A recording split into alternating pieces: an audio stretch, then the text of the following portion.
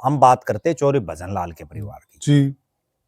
चौधरी भजनलाल वैसे तो जो है आदमपुर मंडी उनका कोई मूल गांव नहीं है। जी जी, पाकिस्तान से आकर के और जो है वो मोहम्मदपुर रोही, जिसको एमपी रोही बोल देते हैं, फतेहाबाद में जी, उसमें आए और उसके बाद इन्होंने जो है आदमपुर मंडी में अपना छोटा मोटा व्यापार शुरू किया। जी। उसके बाद दूसरे चुनाव में ये आदमपुर से चुनाव जीते और उसके बाद उस दूसरे चुनाव से और 2024 के इस चुनाव होने से पहले जितने भी चुनाव हुए कभी चौधरी भजनलाल का परिवार आदमपुर से नहीं आ रहा। ठीक बात है। चौधरी भजनलाल जी प्रदेश के मुख्यमंत्री रहे कई बार, केंद्र में मंत्री रहे। चौधरी बंसीलाल भी केंद्र में रक्षा मंत्री और रेल मंत्री जैसे बहुत महत्वपूर्ण पोर्टफोलियो उनके पास थे। बिल्कुल, तो वो भी बड़े मंत्री रहे थे। चौधरी भजनलाल जी जो है पर्यावरण मंत्री थे केंद्र में जी। और एक वो समय था जब पीवी नरसिम्हा राव की सरकार में उनको बड़ा कद्दावर माना जाता था। जी बिल्कुल। अगर चौधरी भजनलाल के परिवार की बात करें तो खुद चौधरी भजनलाल जी ने आदमपुर से चुनाव लड़े विधानसभा का उन्होंने आदमपुर के अलावा कहीं से नहीं चुनाव लड़े। जी। लोकसभा के उन्होंने 3 अलग अलग हलकों से लड़े। फरीदाबाद से लड़ा, वहां से वो जीते। करनाल से लड़ा, वहां से वो जीते, हारे भी वहां से। हिसार से उन्होंने लड़ा, हिसार से वो जीते। अपने पूरे राजनीतिक जीवन में चौधरी भजनलाल एक चुनाव हारे। हालांकि चौधरी बंसीलाल भी हारे, लेकिन चौधरी भजनलाल एक चुनाव हारे और वो करनाल पार्लियामेंट से आईडी स्वामी के मुकाबले हार गए थे जब अटल बिहारी वाजपेयी की आंधी चल रही थी। पूर्व आईएएस। बिल्कुल जी। पूर्व आईएएस हैं और वो आईएएस हैं जिन्होंने कभी सर्टिफिकेट दिया था जीत का चौधरी भजनलाल, वो उसमें यहाँ एसडीएम होते थे। जी। उसके बाद उन्होंने उनको हरा दिया। चौधरी भजनलाल के 2 बेटे जी। बड़ा बेटा चंद्रमोहन बिश्नोई जी, जो 1993 में, इस बात का बहुत कम लोगों को पता हुआ, 1993 में पंचकुला में एक उपचुनाव हुआ था जी। और चौधरी भजनलाल जी प्रदेश के मुख्यमंत्री थे।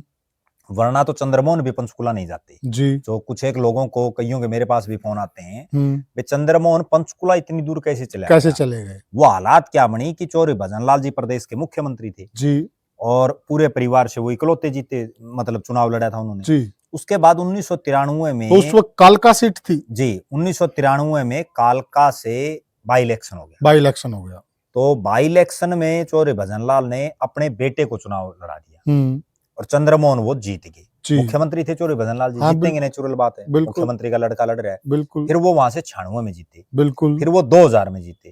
फिर 2005 में जीते जी। 4 चुनाव वो लगातार जीते कालका से जी। और कालका में तो बिश्नोई वोट है ही नहीं। बिल्कुल। केवल इसलिए जीत गए कि वो पहला चुनाव जीते। उसके बाद चंद्रमोहन बिश्नोई की खासियत क्या है कि वो लोगों को अपना बना लेते हैं जी। वो लोगों में ये नहीं उनके में कोई एटीट्यूड दिखाई देता है कि भाई मैं इतने बड़े बाप का बेटा हूँ। वो शरीफ आदमी है, लोगों के बीच में रहते हैं और शहरी क्षेत्र है पंचकुला कालका जी। तो उसमें लोगों को ऐसा ही आदमी चाहिए भाई जो सिद्ध नहीं कम से कम। बिल्कुल बिल्कुल। तो वो चंद्रमोहन है और थोड़ा बीच में रह जाए लोगों का, वो वहीं रहने लग गए। मतलब उन्होंने वही चंद्रमोहन जो है पंचकुला और कालका के बनकर के बनकर रह गए।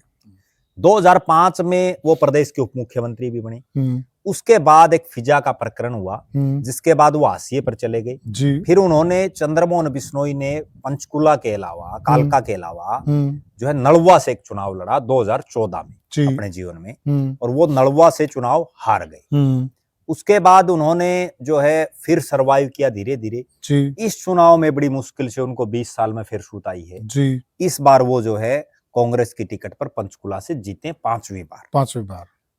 उनके जो बेटे हैं चंद्रमोहन बिश्नोई के, वो भी अब राजनीति में थोड़े थोड़े सक्रिय हैं। युवा कांग्रेस में वो सक्रिय हैं। हालांकि अभी कोई चुनाव उन्होंने नहीं लड़ा है जी। लेकिन अब वो राजनीतिक जो है बारीकियां सीख रहे हैं। दूसरी तरफ देखें तो भजनलाल जी के जो छोटे बेटे हैं कुलदीप बिश्नोई, कुलदीप बिश्नोई ने अपने जीवन का पहला चुनाव आदमपुर से ही लड़ा जी। उन्होंने भी उपचुनाव ही लड़ा था जी।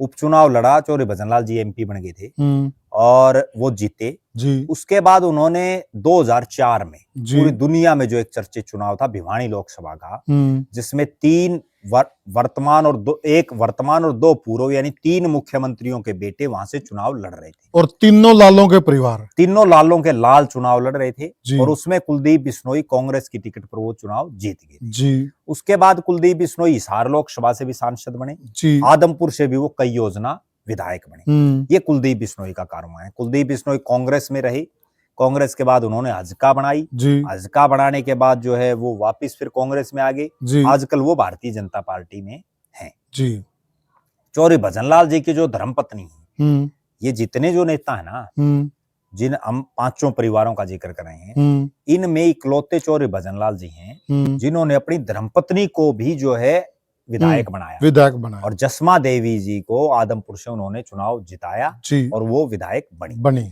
इसी तरह से फिर कुलदीप बिश्नोई की जो धर्मपत्नी है रेणुका बिश्नोई, जी वो भी 2 हलकों से विधायक बनी। आसी से वो विधायक बनी, जी वो आदमपुर से विधायक बनी। बिल्कुल। कुलदीप बिश्नोई के जो बड़े बेटे हैं भव्य बिश्नोई, जी वो भी आदमपुर से विधायक बने। हिसार पार्लियामेंट से वो कांग्रेस की टिकट पर चुनाव हार गए। इस बार वो जो उनका गढ़ था वो ढह गया और भव्य बिश्नोई ये चुनाव हार गए। तो कहीं ना कहीं हम ये कह सकते हैं कि चौधरी भजनलाल जी का जो परिवार है जी उसमें अगर देखें तो एक वो समय था कि बाप बेटा दोनों अलग अलग हुए, जी भाई भाई दोनों अलग अलग हुए। जी चंद्रमोहन बिश्नोई और भजनलाल जी अलग हुए, जी चंद्रमोहन बिश्नोई और कुलदीप बिश्नोई अलग हुए। जी तो इस परिवार में भी एकजुटता दिखाई नहीं देती। जी इनके अलावा चौधरी भजनलाल जी के जो भतीजे हैं दूडाराम, जी दूडाराम ने भी फतेहाबाद से चुनाव लड़े। दूडाराम उससे पहले इस बात का भी बहुत कम लोगों को पता होगा जी कि वो हिसार जिला परिषद के भी वाइस चेयरमैन रहे हाँ हैं। जी बहुत कम लोगों को इस बात का पता है।